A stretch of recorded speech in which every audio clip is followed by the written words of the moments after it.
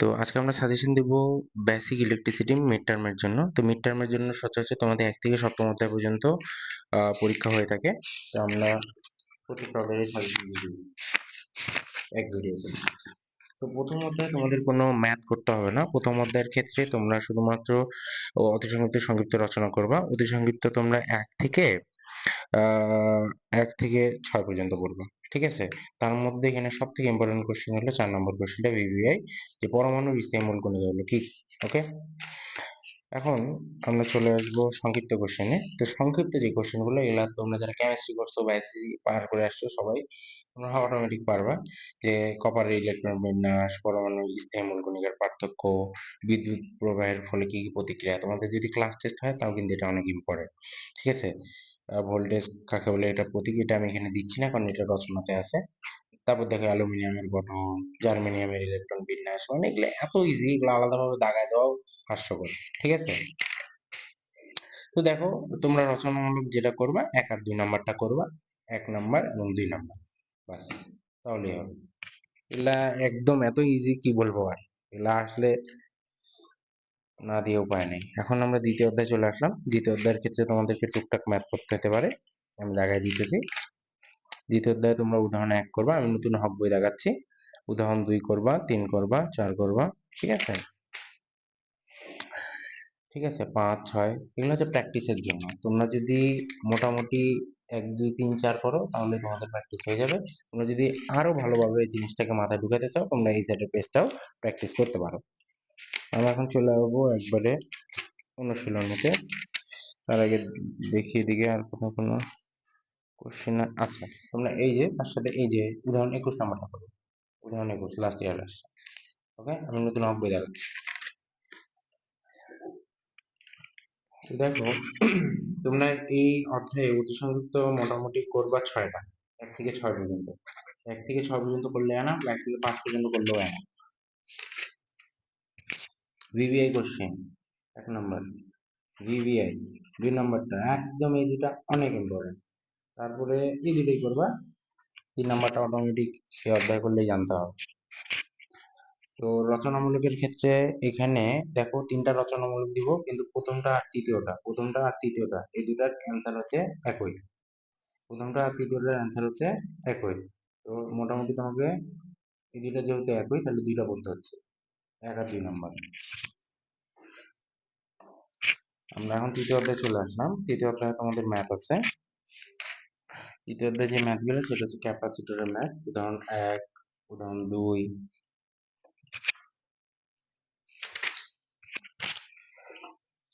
উদাহরণ ৩, উদাহরণ ৫, মানে এগুলা দিচ্ছি, এগুলো হচ্ছে টাইপরাইটে তোমরা যদি করো, ঠিক আছে, ৩, ৪টা ৫টা ম্যাথ প্র্যাকটিস করো, তাহলে এই অধ্যায় তোমাদের ক্লিয়ার হয়ে যাবে। ঠিক আছে? এর বাইরে কোনো কিচ্ছু আসবে না, যা বলবো তাই আসবে। তোমরা এখানেও ১ থেকে ৬ পর্যন্ত করবা। ঠিক আছে? ১ থেকে ৬ পর্যন্ত করবা, তাহলেই হয়ে যাবে। অতি সংক্ষিপ্ত। সংক্ষিপ্ত কোশ্চেন দেখে নিই। সংক্ষিপ্ত কোশ্চেন এখানে যা আছে রচনামূলকে তাই আছে, তাই আমি এখানে সংক্ষিপ্ততা দাগায় দিচ্ছি না। সংক্ষিপ্ত কোশ্চেন তোমরা এখান থেকে যেটা করবা সেটা হচ্ছে ১১ নম্বর কোশ্চেন। ১১ নম্বর কোশ্চেনটা ওকে দেখে নাও। দেখো, তো রচনামূলকে তোমরা যেটা করবা সেটা হচ্ছে ১ নম্বর কোশ্চেন করবা, ২ নম্বর কোশ্চেনটা করবা এবং ৩ করে দিবা। তার সাথে ৪, মানে এই যে ২ আর ৪ এটা একই সাথে আছে, এবং ১ আর ৩ আলাদা ভাবে করে নেবে। ওকে, এখন আমরা চলে আসবো অধ্যায় ৪। তো অধ্যায় ৪ও তোমাদেরকে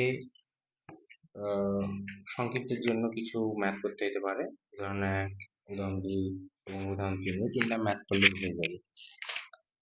ঠিক আছে? তার সাথে এখন যদি আমরা জিরো সূত্রে একটু সমাধান করি, তোমরা উদাহরণ ১টা দেখতে পারো, তাহলেই হবে। আমরা এই অধ্যায় থেকে অতি সংক্ষিপ্ত পড়তে পারি ১ থেকে ৫ পর্যন্ত, তাহলে তোমার দাঁড়ানো ১ থেকে ৫ পর্যন্ত। সংক্ষিপ্ত কোশ্চেন পড়তে পারি ১ নাম্বার কোশ্চেনটা, ২ নাম্বার কোশ্চেনটা খুবই ইম্পর্টেন্ট। ২ নাম্বার কোশ্চেনটা না পড়ে পরীক্ষা হলে যাওয়া যাবে না। ভিভিআই কোশ্চেন, ওহমের সূত্র এবং এর সীমাবদ্ধতা। তো দেখো, আমি যেমন উদাহরণে ম্যাথগুলো দিলাম সেম এখানে অনুশীলনীতে আছে, সেম টু সেম একদম। এগুলো করলে এগুলো করবা। তো 5 পর্যন্ত করবা।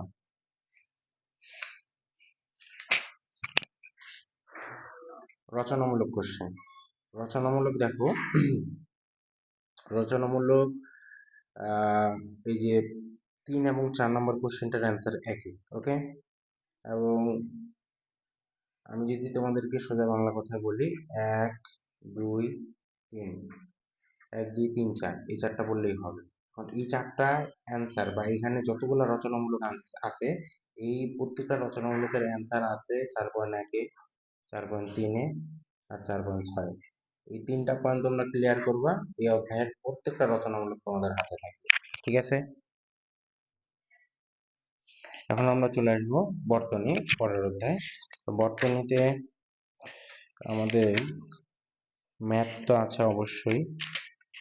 ম্যাথ আমাদের কত নাম্বার থেকে দিই?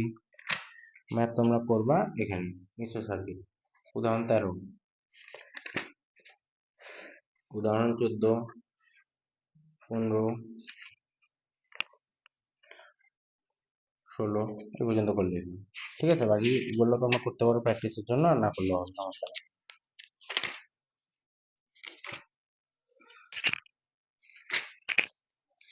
অনেকগুলো ম্যাথ দেওয়া আছে অবশ্য।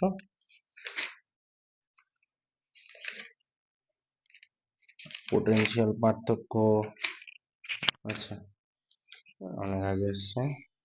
পোটেনশিয়াল পার্থক্য 1400। তোমরা এই যে ভোল্টেজ নির্ণয় করতে হবে, যে উদাহরণ 42টা অবশ্যই আমি নতুন হক বই দেখাচ্ছি, উদাহরণ 42টা করে নিতে হবে 25 নম্বর। তো এখান থেকে অতি সংক্ষিপ্ত তোমরা যেটা পড়বে 1 থেকে 7 পর্যন্ত, অতি সংক্ষিপ্ত 1 থেকে 7 পর্যন্ত পড়বে, ঠিক আছে।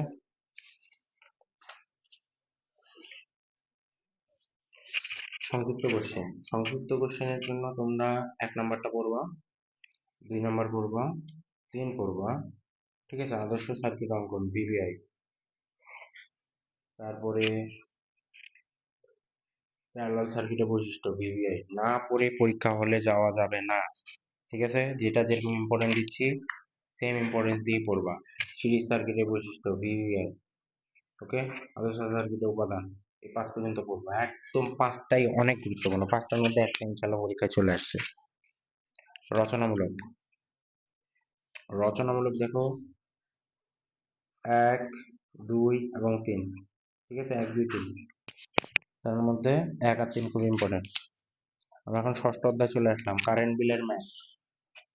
তোমাদের মিড টার্ম এবং ফাইনালে থাকবেই, 100% শিওর, 100%। উদাহরণ 1, হ্যাঁ, তারপর আমি উদাহরণ 3 এবং উদাহরণ 6 দিলাম। কেন দিলাম? এখানে তোমাদের যেটা সমস্যা হয়, তোমাদের লিপ ইয়ার দিয়ে দিতে পারে, ফেব্রুয়ারি মাস দিয়ে দিতে পারে, ঠিক আছে, 30 মাস 31 মাস দিয়ে দিতে পারে। তো এই জায়গাগুলোতেই আসলে ভুল হয়ে যায়, ঠিক আছে। তোমরা মাসের দিনের সংখ্যাটাকে ভুল করে ফেলিস। তো ওখানে একই ধরনের ম্যাথ আছে, সবগুলোতে কারেন্ট বিল বের করতে হয়। আর এখানে তোমরা যদি অতি সংক্ষিপ্ত পড়তে চাও, আমি বলবো অতি সংক্ষিপ্ত তোমরা 1 থেকে 7 পর্যন্ত পড়লে না, 1 থেকে 7 পর্যন্ত অতি সংক্ষিপ্ত পড়ো, ঠিক আছে। অতি সংক্ষিপ্ত 1 থেকে 7। সংক্ষিপ্তের জন্য 1 নম্বর কোশ্চেনটা ভিভিআই, না পড়ে পরীক্ষা হলে কোনোভাবে যাওয়া যাবে না। 4 নম্বর কোশ্চেন ভিভিআই, না পড়ে পরীক্ষা হলে যাওয়া যাবে না। আর তোমরা 1 2 3 4 অতি সংক্ষিপ্ত কোশ্চেন 1 2 3 4 পড়বা, কিন্তু 1 আর 4 এই দুই চিত্র ছাড়া পরীক্ষা হলে যাবা না, চিত্র একটা থাকবেই। তো এই অধ্যায় থেকে রচনামূলক তেমন নাই, ঠিক আছে। রচনামূলক আসবেই হচ্ছে কারেন্ট বিলের ম্যাথ গুলো। এখন কোনো পলিটেকনিকে 6 অধ্যায় পর্যন্ত মিড টার্ম হয়, কোনো গুলাতে 7 অধ্যায় পর্যন্ত, 7-এর পর পর্যন্ত কোনোটাতে মিড টার্মে পরীক্ষা হয় না। তো আমরা 7 অধ্যায় পর্যন্তই দিয়ে রাখতেছি, ঠিক আছে। তো 7 অধ্যায় কেবল জয়েন, তো এখানে কোনো ম্যাথ নাই, আমরা ডিরেক্ট অতি সংক্ষিপ্ত কোশ্চেনে চলে আসবো। তো অতি সংক্ষিপ্তের জন্য এখানে 1 থেকে 8 পর্যন্ত করতে হবে, কারণ এখানে অনেকগুলো পূর্ণরূপ আছে, এই পূর্ণরূপগুলা একটা চলে আসে। এবং এখানে 34 নম্বর যে কোশ্চেনটা আছে, 34 নম্বর কোশ্চেনটা তোমরা করে নেবো লাস্ট ইয়ার আসছে। তার সাথে এখানে দেখো 16 17 যদি করতে চাও করে নিতে পারো, মিডে না আসলেও ফাইনালে আসবে। সংক্ষিপ্ত কোশ্চেনে যদি আমরা আসি, সংক্ষিপ্ত কোশ্চেন এখানে 1 2 নম্বর কোশ্চেন ভিভিআই, না পড়ে পরীক্ষা হলে যাওয়া যাবে না। তার কেবলের মধ্যে পার্থক্য ভিভিআই, না পড়ে পরীক্ষা হলে যাওয়া যাবে না, ঠিক আছে। 2 3 খুবই ইম্পর্টেন্ট। 1 5 এগুলো একই টাইপের কোশ্চেন। তো 1 থেকে 5 পর্যন্ত করবা। আর এই যে 6 নাম্বারটা এটা দেখবা যে আমি তোমাদের অতি সংক্ষিপ্ত দাগায় দিছি। এখন রচনামূলকে চলে আসো। রচনামূলক কোশ্চেন এখান থেকে 1 নাম্বারটা করবা। এই যে জয়েন করার ধাপগুলা এটা অলরেডি আমি এখানে দাগায় দিছি। ধাপ কয়টি ও কি কি, কিন্তু এখানে তোমার বর্ণনা করতে হবে না, কিন্তু রচনামূলকে তোমার বর্ণনা করতে হবে।